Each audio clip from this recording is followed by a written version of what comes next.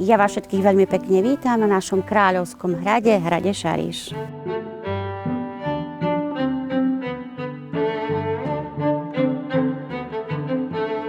Prejdete našou kráľovskou bránou a dostanete sa na nádvorie hradu, kde vás budú čakať vaši sprievodcovia, ktorí vám poukazujú nádherný kráľovský hrad a môžete sa dostať na väžu Donžon, skadiaľ je krásna vyhliadka.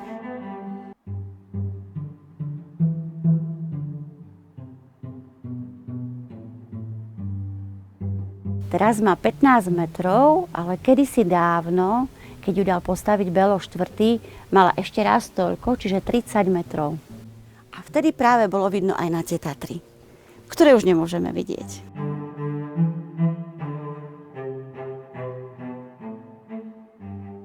Sme ako jediný hrad, ktorý má 4 ohniska. Je tu pripravené drevo, vašou úlohou bude doniesť len špekáčky, chlebík a horčicu.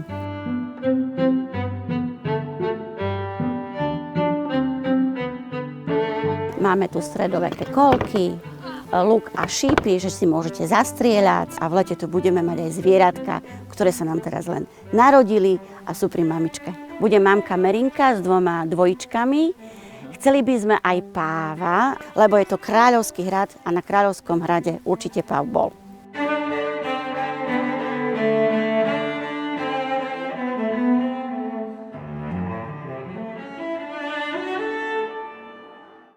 Tieto aktivity všetky sú zdarma, lebo našou myšlienkou je, aby tí ľudia si prišli oddychnúť a nemuseli myslieť na peňaženku.